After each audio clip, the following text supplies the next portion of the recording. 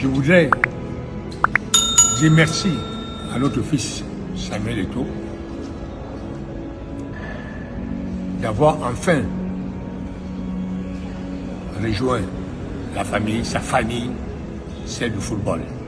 C'est en file indienne que les bribes du discours tenu par son excellence, l'ambassadeur itinérant Roger Albert Momila, se voyaient défiler sur les pages des créateurs de contenu.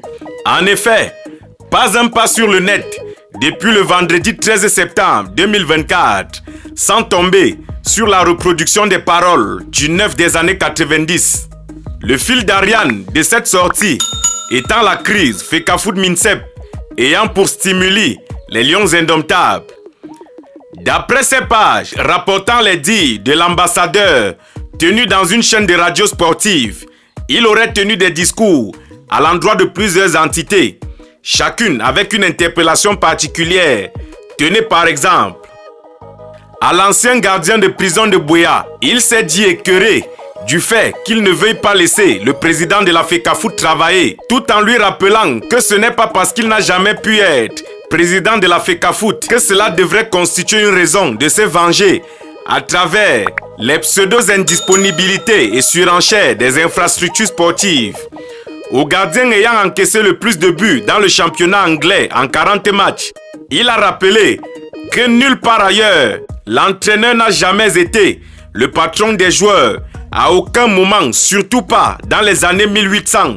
Il n'aura pas loupé le buteur vieillissant refoulé de Besiktas pour Hatay Sport en s'insurgeant de sa mollesse, tout en lui rappelant qu'un capitaine est d'abord un homme d'action, un homme de poigne.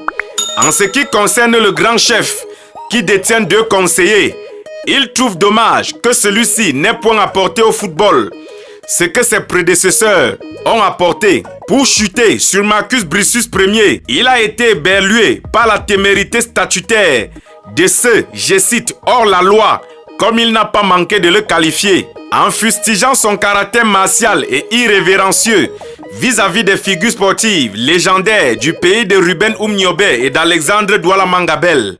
Le footballeur africain du siècle, édition 2001, aura donc donné officiellement sa position dans ce brouhaha qui ne cesse d'humilier le pays de David Eboutou et de Anne-Marie Ndié de regretter mémoire.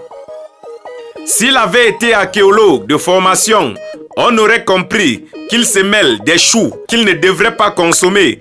Maintenant que ces faits d'armes sont connus de tous dans ce milieu, devrait-on penser qu'il est complètement à côté de la plaque? Que pensez-vous de ceux qui trouvent qu'il est ondoyant? Car celui qu'il semble défendre aujourd'hui aurait été l'objet de ses vives critiques il y a quelques années en arrière.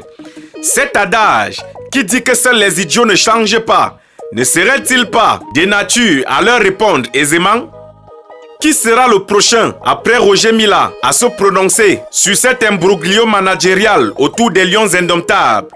Que pensez-vous de cette sortie de son excellence Roger Mila? Vos avis sont attendus en commentaire. Nous sommes ensemble pour la suite.